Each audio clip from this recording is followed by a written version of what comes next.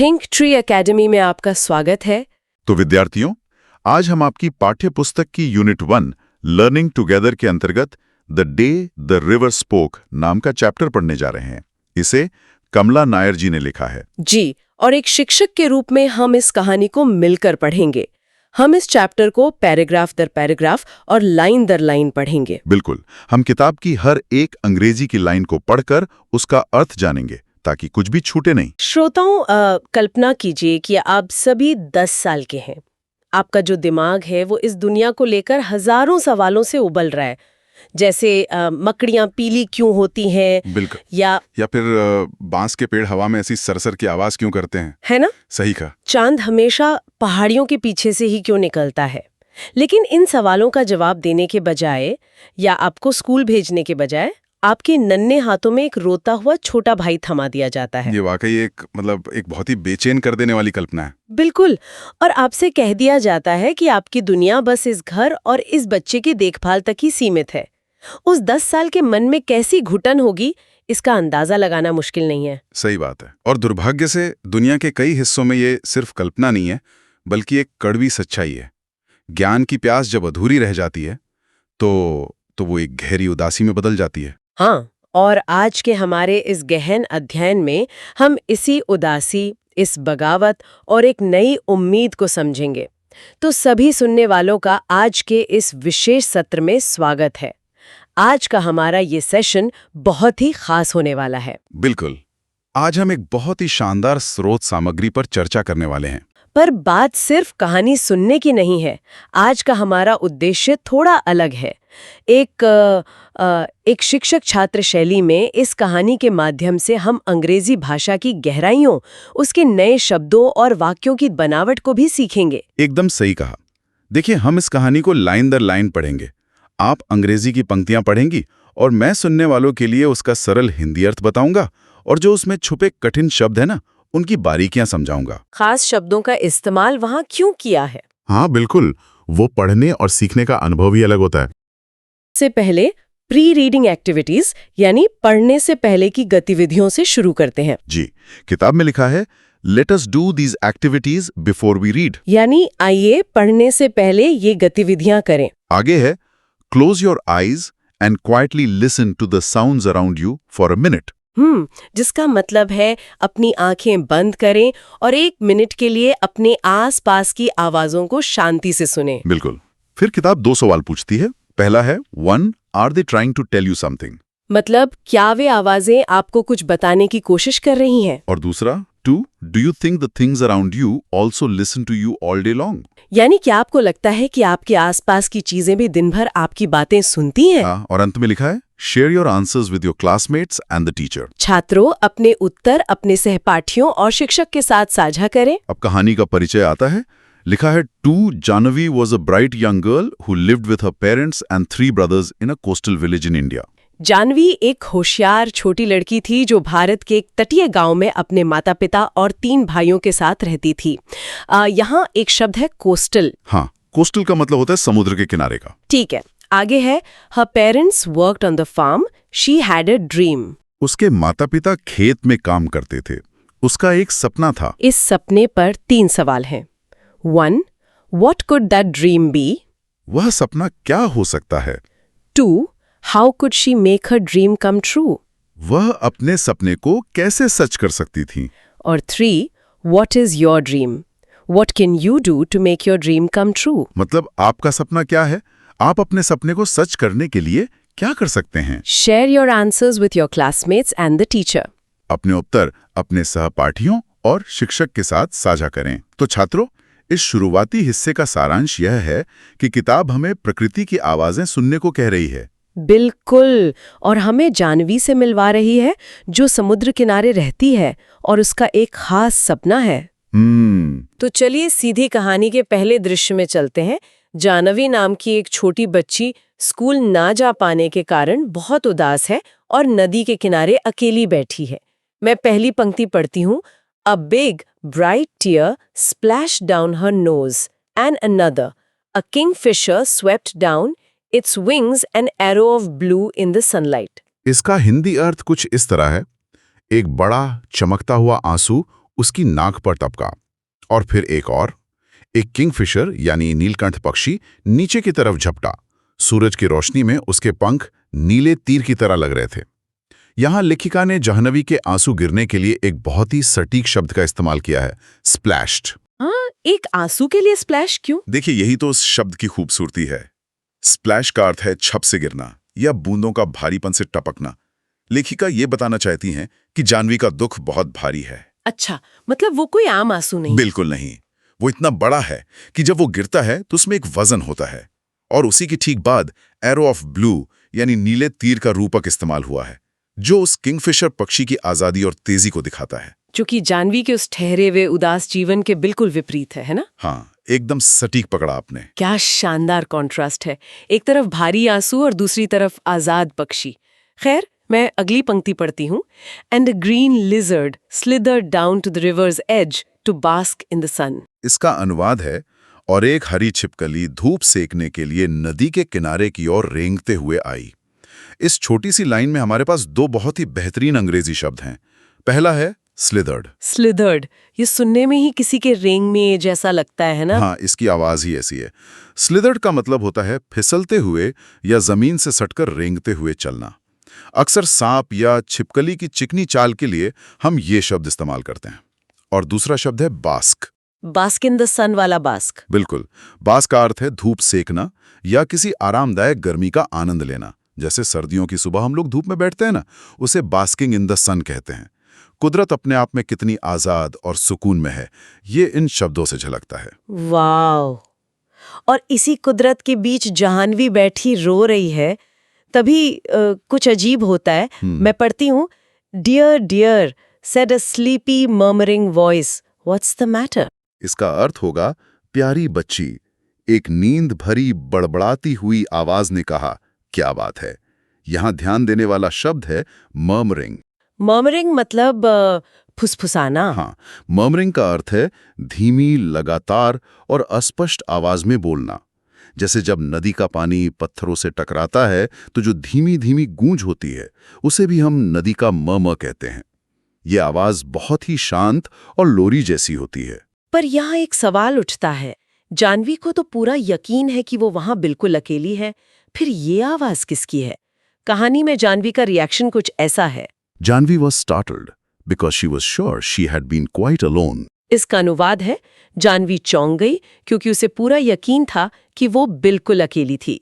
यहाँ जो अंग्रेजी का शब्द है ना, स्टार्टल्ड, वो बहुत ही दिलचस्प है। मैंने स्केर्ड सुना है जिसका मतलब डरा हुआ होता है, तो स्टार्टल्ड उससे कैसे अलग है? बहुत अच्छा सवाल है। देखिए, स्केर्ड का मतलब है अंदर से खौफजदा होना या भयभीत रहना, लेकिन स्टार्टल्ड सिर्फ डरना नहीं है। ये शरीर का वो अचानक झटका है जब आप अपनी ख्यालों की दुनिया से एकदम वास्तविकता में खींची जाती हैं। ओह, अचानक से बुरी तरह चौंक जाना। बिल्कुल। जाह्नवी अपने आंसुओं में खोई थी और इस आवाज ने उसे एकदम से स्टार्टल कर दिया, झकझोर दिया। समझ गई। अब जाह्नवी अपने आसपास देखकर अंदाजा लगाने की कोशिश करती है कि आखिर ये आवाज कहाँ से आई। फिर लिखा है, it could not have been the lizard. ये आवाज छिपकली की नहीं हो सकती थी। And the kingfisher was up in the thicket of bamboo eating the fish it had caught. और किंगफिशर बांस के घने झुरमुट में ऊपर बैठकर अपनी पकड़ी हुई मछली खा रहा था। यहाँ thicket का मतलब झाड़ियों या पेड़ों का घना समूह होता है। जी, आगे है, it could not be the parrots because parrots shrieked and this was such a sleepy voice. ये तो तोतों की आवाज भी नहीं हो सकती थी, क्योंकि तोते तीखी आवाज निकालते हैं और ये बहुत नींद भरी आवाज थी। यहाँ श्रीक्ड शब्द है जिसका मतलब है तेज और तीखी आवाज निकालना। बिल्कुल। फिर लिखा है, she looked around her. उसने अपने चारों ओर देखा। There was not a soul in sight. वहां कोई भी इंसान दिखाई नहीं दे रहा था। She was rather scared and wanted to run away. वो काफी डर गई थी और वहां से भाग जाना चाहती थी। तो अगर इस पूरे पहले हिस्से को हम एक साथ देखें तो क्या तस्वीर उभरती है? इस हिस्से का सारांश ये निकलता है कि जाह्नवी अपनी दुनिया में बिल्कुल अकेली है। वो रो रही है, जबकि उसके आसपास की जो प्रकृति है, किंगफिशर, छिपकली, वो सब पूरी तरह से आज़ाद हैं। तभी उसे एक बेहद शांत, रहस्यमयी आवाज़ सुनाई देती है जो उससे उसके दुख का कारण पूछती है। जाह्नवी स्टार्टल्ड यानी बुरी तरह चौंक जाती है क्योंकि उसे कोई दिखाई नहीं देता। और श्रोताओं, यही कहानी में वो जादुई मोड़ आता है। जानवी को महसूस होता है कि वो आवाज कोई और नहीं बल्कि खुद वो नदी है जिसके किनारे वो बैठी है। जानवी का एकांत इतना गहरा है कि उसे सांत्वना देने के लिए खुद प्रकृति को बोलना पड़ता है। अब पैराग्राफ 4 देखते हैं। You should not cry, the voice went on. तुम्हें रोना नहीं चाहिए, तुम्हें पता है ना, आवाज बोलती रही। And you really should not be scared when you have been coming here to see me every day. Well, almost every day. और तुम्हें सच में डरना नहीं चाहिए जब तुम मुझसे मिलने यहाँ हर रोज आती हो, लगभग हर रोज। मतलब इस पैराग्राफ का सारांश है कि वो रहस्यमयी आवाज जाह्नवी को शांत करती है और कहती है कि उसे डरना नहीं चाहिए क्योंकि वो तो रोज उससे मिलने आती है। पैराग्राफ 5 है, She was puzzled. वो उलझन में पड़ गई। It was such a voice like the river. ये आवाज वैसी ही थी जैसी नदी की होती है। It could not be the river. ये नदी तो नहीं हो सकती। तो सारांश ये हुआ कि जानवी को समझ नहीं आता कि कौन बोल रहा है। उसे लगता है कि आवाज नदी जैसी है, लेकिन वो विश्वास नहीं कर पाती। पैराग्राफ 6 कहता है, Well, tell me all about it, said the river, for it was the river. खैर, मुझे सब कुछ बताओ, नदी ने कहा, क्योंकि वो सच में नदी ही थी। I've got to hurry to reach the sea, you know. मुझे समुद्र तक पहुंचने की जल्दी है, तुम्हें तो पता ही है। तो सारांश ये है कि वो आवाज असल में नदी की ही थी। नदी जानवी से उसकी परेशानी पूछती है और मजाक में कहती है कि उसे बहकर समुद्र तक भी जाना है। अब पैराग्राफ 7 में जानवी कहती है, They will not let me go to school, said Janvi. वे मुझे स्कूल नहीं जाने देते, जानवी ने कहा। I asked my mother, why can't I go to school like Etan and Meena? मैंने अपनी माँ से पूछा, मैं एटन और मीना की तरह स्कूल क्यों नहीं जा सकती? And mother had replied, You're too small, baby, maybe later. और माँ ने जवाब दिया था, तुम बहुत छोटी हो बच्ची, शायद बाद में। But when she was 5, little Ramu was born, and mother still said, maybe next year. Janvi, mind your little brother while I go to the fields. लेकिन जब वो 5 साल की थी तो छोटे रामू का जन्म हुआ और माँ ने फिर कहा, शायद अगले साल। जानवी, जब तक मैं खेतों में जाती हूँ तुम अपने छोटे भाई का ध्यान रखना। Now she was nearly 10 and minding little Appu, who was the smallest. अब वो लगभग 10 साल की थी और सबसे छोटे भाई अप्पू की देखभाल कर रही थी। They do not want me. They only. She stopped with a sob. वे मुझे नहीं चाहते। वो सिसकते हुए रुक गई। अंग्रेजी के नजरिए से यहाँ 2 शब्द बहुत अहम हैं। पहला है माइंडिंग। वैसे हम अक्सर माइंड योर लैंग्वेज या माइंड योर स्टेप सुनते हैं, पर यहाँ माइंडिंग लिटिल अप्पू का क्या मतलब है? यहाँ माइंडिंग का अर्थ है देखभाल करना या नजर रखना, जैसे छोटे बच्चों को पालना। और दूसरा शब्द है सॉब, जिसका मतलब है सुबकना। रोते समय जब हम झटके से सांस अंदर खींचने लगते हैं। हाँ, वही, जब सांस अंदर खींचने से आवाज टूट जाती है उसे सॉब कहते हैं। जानवी अपनी बात पूरी नहीं कर पाती, उसकी आवाज एक सॉब में टूट जाती है। मैं यहाँ एक बहुत जरूरी बात जोड़ना चाहूंगी। जानवी जो कह रही है कि वो अप्पू की माइंडिंग कर रही है, ये हमारे समाज की एक बहुत बड़ी वास्तविकता है। ये एक इनविजिबल जॉब यानी अदृश्य नौकरी की तरह है। बहुत सटीक उदाहरण दिया आपने, है ना? कई घरों में बड़ी बहनों को छोटी उम्र में ही माँ की भूमिका में ढकेल दिया जाता है। इस काम को कोई अहमियत नहीं दी जाती, लेकिन ये उन बच्चियों के बचपन और उनकी शिक्षा को पूरी तरह से निगल जाता है। ये आपने बहुत ही गहरी बात पकड़ी है। जानवी इसी अदृश्य जिम्मेदारी तले दबी है। उसके हाथ में बच्चा है, लेकिन उसके दिमाग में क्या है? अगली पंक्तियों में लेखिका ने उसके दिमाग की ही तस्वीर खींची है। हाँ, वो अपनी जिज्ञासा उस नदी के सामने उड़ेल देती है। I am scared to go to school and I am so old now, they will never let me go. मुझे स्कूल जाने से डर लगता है और अब मैं इतनी बड़ी हो गई हूँ, वे मुझे कभी नहीं जाने देंगे। But I want to go, I want to learn to read like Etan and Meena. लेकिन मैं जाना चाहती हूँ, मैं एटन और मीना की तरह पढ़ना सीखना चाहती हूँ। Janvi called her brother Etan. Etan means elder brother, but his real name was Gopi. Janvi अपने भाई को एटन बुलाती थी। एटन का मतलब होता है बड़ा भाई, लेकिन उसका असली नाम गोपी था। I want to know why spiders are yellow in yellow flowers, why bamboo trees rustle, why the moon always comes from behind the hills, never the other way, why the baby fish in the field water become frogs, why? मैं जानना चाहती हूँ कि पीले फूलों में मकड़ियाँ पीली क्यों होती हैं, बांस के पेड़ क्यों सरसराते हैं, चांद हमेशा पहाड़ियों के पीछे से ही क्यों निकलता है, कभी दूसरी तरफ से क्यों नहीं? खेतों के पानी में मछलियों के बच्चे मेंढक क्यों बन जाते हैं, क्यों? शब्द बहुत काव्यात्मक लगा। Why bamboo trees rustle? हाँ, रसल एक बहुत ही सुंदर शब्द है। इसका मतलब है सूखे पत्तों, कागज या घास के रगड़ने से पैदा होने वाली हल्की फुसफुसाती हुई आवाज। जब हवा बांस के पत्तों के बीच से गुजरती है तो वो एक दूसरे से टकराकर जो सरसराहट करते हैं ना, उसे रसल कहते हैं। जाह्नवी कुदरत के इसी संगीत और इसी रहस्य को समझना चाहती है। लेकिन इतने सारे सवालों पर उस नदी का क्या जवाब होता है? मैं पढ़ती हूँ। Stop, said the river, you make me breathless, so many wise. नदी कहती है रुको। नदी ने कहा, तुमने तो मेरी सांस ही रोक दी। इतने सारे क्यों? यहां लेखिका ने ब्रेथलेस शब्द का इस्तेमाल किया है, जिसका अर्थ है सांस फूल जाना या सांस उखड़ जाना। ये कितनी शानदार विडंबना है, यानी आयरनी है ना? एक नदी जो खुद लगातार बहती है, जिसका बहाव कभी नहीं रुकता, वो एक सवालों की रफ्तार के सामने ब्रेथलेस हो गई है। नदी की सांस फूल गई है। बिल्कुल, ये एक अद्भुत मेटाफर यानी रूपक है। ये बताता है कि एक बच्चे के अंदर सीखने की भूख प्रकृति की रफ्तार को भी पीछे छोड़ सकती है। I can tell you where the moon goes, the river said conspiratorially. मैं तुम्हें बता सकती हूँ कि चांद कहाँ जाता है, नदी ने रहस्यमय ढंग से कहा। यहाँ conspiratorially का मतलब है चुपके से या रहस्यमय तरीके से। हाँ, फिर नदी कहती है, It goes down towards the sea. I have seen it. Always takes the same way over the mountains and down to the sea. Like me. या नीचे समुद्र की ओर जाता है। मैंने देखा है, ये हमेशा एक ही रास्ता लेता है, पहाड़ों के ऊपर से और नीचे समुद्र तक, बिल्कुल मेरी तरह। तो इसका सारांश ये हुआ कि नदी प्यार से जाह्नवी को रोकती है और उसे चांद के बारे में एक छोटी सी बात बताकर उसका मन बहलाती है। बिल्कुल। कितनी दिलचस्प बात है कि प्रकृति खुद जाह्नवी की टीचर बन रही है। नदी ने चांद का उदाहरण देकर मानो उसे पहला पाठ पढ़ा दिया।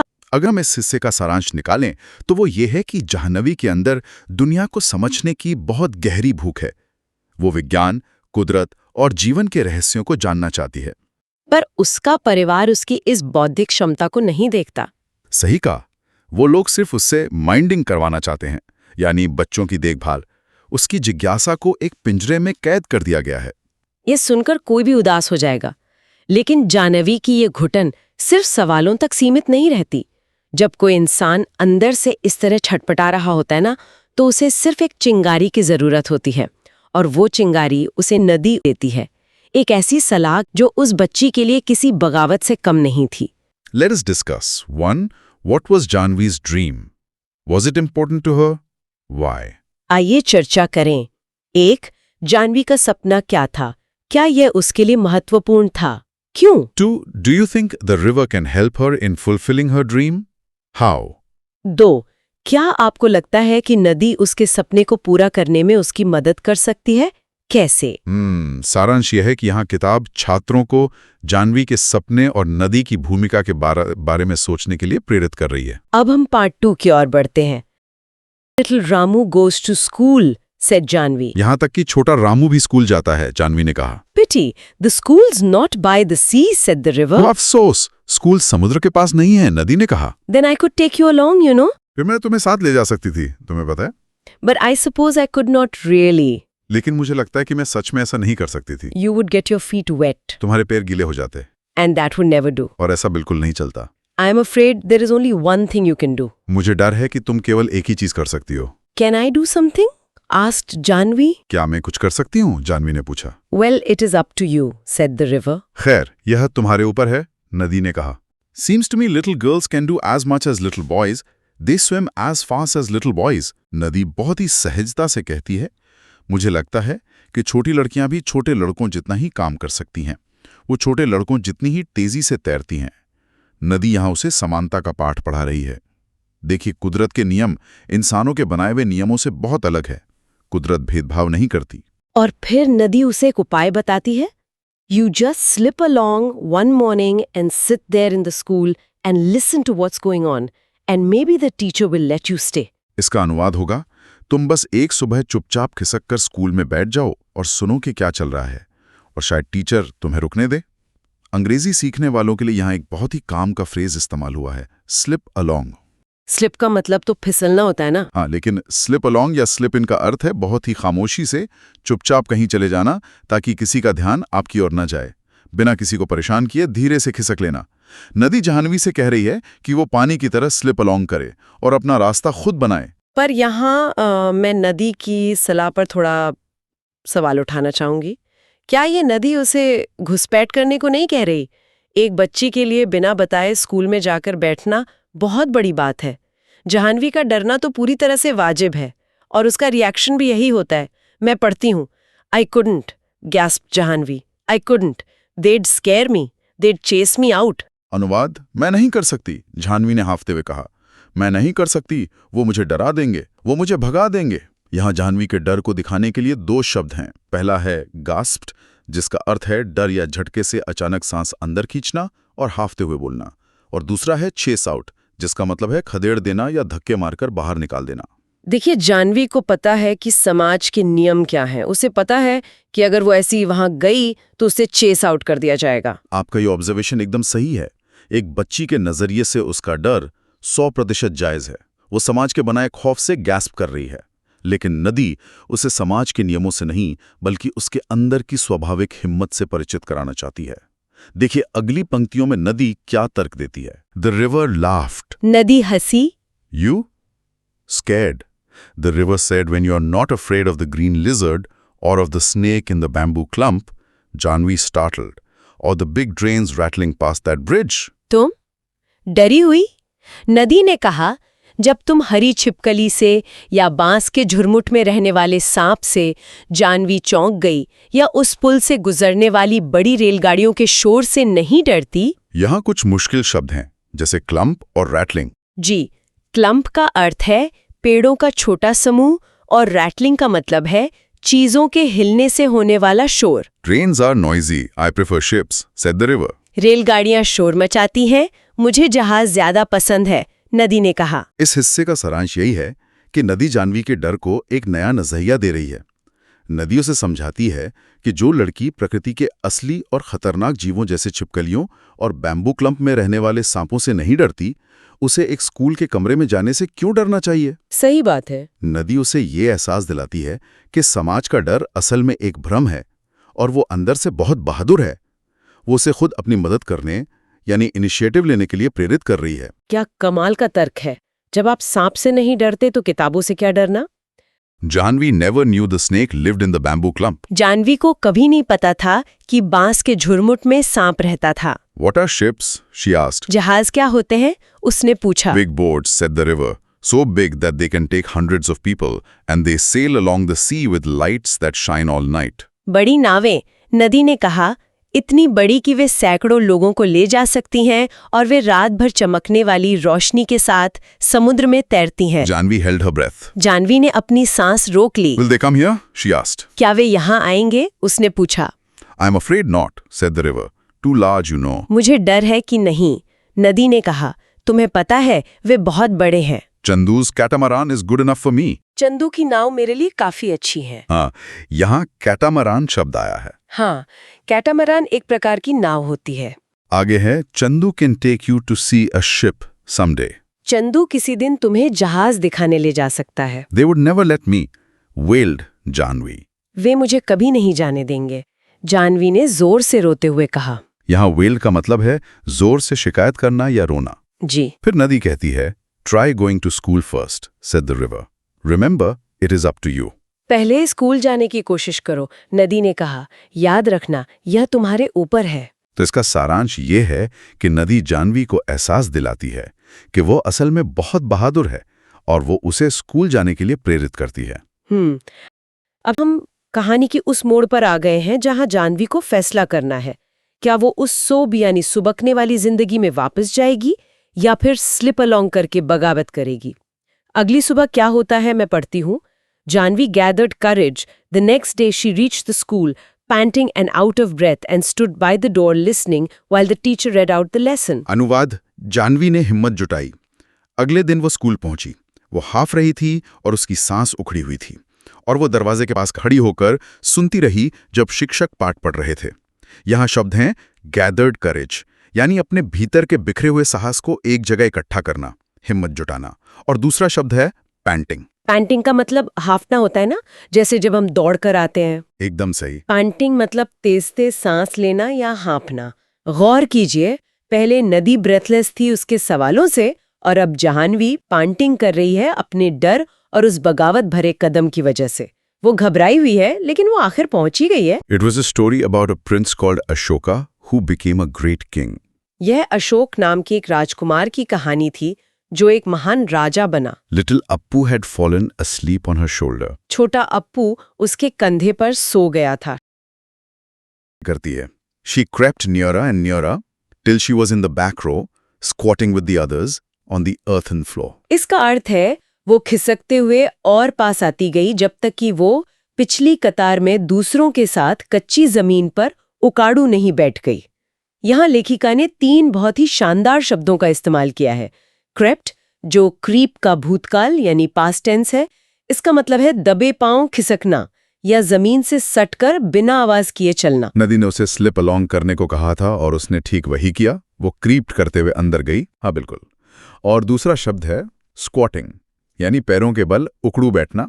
और तीसरा है अर्दन फ्लोर, जिसका अर्थ है मिट्टी की जमीन या कच्चा फर्श। वो खुद को जितना हो सके उतना छोटा बना रहे। स्क्वाटिंग करके वो मिट्टी के फर्श अर्दन फ्लोर पर बैठ जाती है ताकि किसी की उस पर नजर ना पड़े। वो अपने छोटे भाई अप्पू को गोद में लिए हुए ही वहां बैठ गई है। और फिर आखिर टीचर की नजर उस पर पड़ी जाती है, लेकिन जिस बात का उसे डर था कि उसे चेस्ट आउट कर दिया जाएगा, वैसा कुछ नहीं होता। Where did you spring from, little girl? asked the teacher. तुम अचानक कहाँ से आ गई छोटी बच्ची? शिक्षक ने पूछा। And what is your name? You're new in my class. और तुम्हारा नाम क्या है? तुम मेरी क्लास में नहीं हो। She's Gopi's sister. Gopi's in the next class, said one of the boys. यह गोपी की बहन है। गोपी अगली क्लास में है, एक लड़के ने कहा। It is Janvi, said another. यह जानती है, दूसरे ने कहा। So you're Gopi's little sister? Nice lad, Gopi. तो तुम गोपी की छोटी बहन हो? गोपी एक अच्छा लड़का है। If you really want to come to my school, Janvi, the teacher had said, we'll talk to your father about it. Don't you worry, we'll find a way. Teacher ने बहुत ही प्यार और समझदारी से कहा, अगर तुम सचमुच मेरे स्कूल आना चाहती हो जानवी, शिक्षक ने कहा था, तो हम तुम्हारे पिता से इस बारे में बात करेंगे। तुम चिंता मत करो, हम कोई रास्ता निकाल लेंगे। ये पल जानवी की पूरी दुनिया बदल देता है। बिल्कुल। इस हिस्से का सारांश ये है कि जानवी का गैदर्ड करेज, यानी उसकी जुटाई हुई हिम्मत आखिरकार रंग लाती है। वो अपने डर का सामना करती है, और सबसे बड़ी बात यह है कि जब वो कदम बढ़ाती है तो उसे भगाने के बजाय एक अच्छा शिक्षक उसके अंदर की ज्ञान की आग को पहचान लेता है। शिक्षक उसके माता पिता को मनाने का जिम्मा अपने ऊपर ले लेते हैं। Janvi saw the teacher walking up the steps to their gate the next evening when she was lighting the lamp. अगली शाम जब जानवी दीपक जला रही थी तो उसने शिक्षक को उनके घर के दरवाजे की सीढ़ियों पर चढ़ते देखा। She could see her father scratching his cheek the way he did when he was worried, and the teacher was nodding and saying something she could not make out. वह देख सकती थी कि उसके पिता चिंतित होने पर जिस तरह से अपना गाल खुजलाते थे वैसा ही कर रहे थे, और शिक्षक सिर हिलाते हुए कुछ कह रहे थे जो वो समझ नहीं पाई। And mother said, "Little Janvi, I shall miss you when you go to school." और माँ ने कहा, छोटी जानवी, जब तुम स्कूल जाओगी तो मुझे तुम्हारी याद आएगी। Girls should learn as much as they want. लड़कियों को जितना चाहें उतना सीखना चाहिए। When I was your age, I wanted to go to school, but your grandmother said no. But now I am glad the teacher came to talk to your father. जब मैं तुम्हारी उम्र की थी तो मैं स्कूल जाना चाहती थी, लेकिन तुम्हारी दादी ने नहीं कह दिया था। लेकिन अब मुझे खुशी है कि शिक्षक तुम्हारे पिता से बात करने आए। तो छात्रों, सारांश ये है कि शिक्षक की मेहनत रंग लाती है। जानवी के पिता मान जाते हैं और उसकी माँ भी अपनी अधूरी इच्छा अपनी बेटी के जरिए पूरी होती देख खुश होती है। अब हम इस खूबसूरत कहानी के अंत की ओर बढ़ते हैं।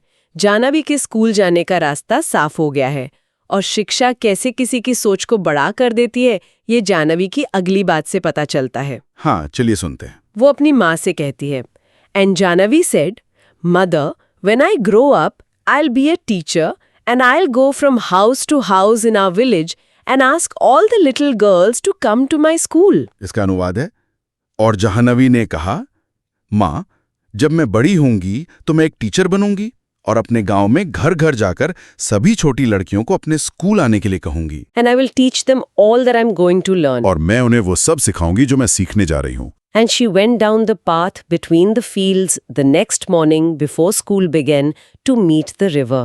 और अगली सुबह स्कूल शुरू होने से पहले वो खेतों के बीच के रास्ते से नदी से मिलने गई। I did it. She told the river. I was scared, but I did it. मैंने कर दिखाया। उसने नदी से कहा, मैं डरी हुई थी लेकिन मैंने कर दिखाया। And they are letting me go? और वे मुझे जाने दे रहे हैं। I'm going to learn to write my name and do sums and find out why our little fishes in the rice fields turn into frogs. मैं अपना नाम लिखना और गणित के सवाल करना सीखूंगी और ये भी पता लगाऊंगी कि धान के खेतों में हमारी छोटी मछलियां मेंढक क्यों बन जाती हैं। She heard the river's sleepy chuckle. Come again, little girl, and I'll tell you all about the ships that sail the sea. इसका अर्थ है, उसने नदी की नींद भरी हल्की हंसी सुनी। फिर आना छोटी बच्ची और मैं तुम्हें समुद्र में चलने वाले जहाज़ों के बारे में सब कुछ बताऊंगी। यहाँ एक बहुत ही प्यारा और आत्मीय शब्द है, चकल। ये जो आम लाफ होता है, हंसना, उससे कैसे अलग है? देखिए, चकल का अर्थ है मुंह बंद करके दबी हुई आवाज में मुस्कुराते हुए हंसना। ये एक बहुत ही सुकून भरी, गहरी खुशी वाली हंसी होती है। कहानी की शुरुआत में जानवी सोब यानी सुबक रही थी और अंत में नदी की चकल है। ये पूरी यात्रा एक दुख से सुकून की ओर जाने की यात्रा है। क्या गजब की बात कही आपने। सौब से लेकर चकल तक का सफर। इस अंतिम हिस्से का सारांश यही है कि जानवी सिर्फ अपने लिए आज़ादी नहीं चाहती, वो उस सिस्टम को ही बदलना चाहती है जिसने उसे रोका था। वो भविष्य में एक शिक्षिका बनकर बाकी लड़कियों को भी पढ़ाना चाहती है और नदी, जो उसकी पहली गुरु थी, उसे दुनिया के और बड़े रहस्यों, समुद्र और जहाज़ों के बारे में बताने का वादा करती है। सही कहा, शिक्षा एक ऐसी नदी है जो कभी रुकती नहीं है। जानवी ने बस अभी उसमें अपने पैर डाले हैं। पूरे भावनात्मक सफर को जिया। हमने स्प्लैश्ड जैसे भारी आंसुओं से शुरुआत की, थिकेट जैसी उलझनों को समझा, ब्रेथलेस कर देने वाली जिज्ञासा को महसूस किया, क्रेप्ट करते हुए बगावत की और अंत में चकल यानी सुकून की हंसी तक पहुंचे। सीखना किसी शब्दकोश को रटने जैसा नहीं, बल्कि एक कहानी जीने जैसा हो जाता है। बिल्कुल। और कहानी को समेटते हुए मैं सभी के लिए एक विचार छोड़ना चाहती हूँ। हमने देखा कि जानवी के लिए एक नई भाषा, एक नई दुनिया यानी स्कूल में कदम रखना कितना डरावना था, लेकिन उसने स्लिप अलोंग किया और अपनी जगह बनाई। तो श्रोताओं, जरा सोचिए कि अगर हमारे आसपास की प्रकृति, हवा, पेड़ या नदियाँ अगर सचमुच हमसे बात कर पाती, तो वो हमारी रोजमर्रा की मुश्किलों के क्या अनोखे और सरल समाधान सुझाती। शायद वो हमें याद दिलाती कि हमारी समस्याएं उतनी बड़ी नहीं हैं जितना हम उन्हें मान लेते हैं, बिल्कुल वैसे ही जैसे नदी ने जानवी को याद दिलाया। बहुत ही शानदार और प्रेरणात्मक विचार हैं ये। अपने आसपास की प्रकृति को अगर हम ध्यान से सुने तो वो हमेशा हमें आगे बढ़ने को कहती है। आज के हमारे इस गहन अध्ययन में शामिल होने के लिए आप सभी का बहुत बहुत धन्यवाद।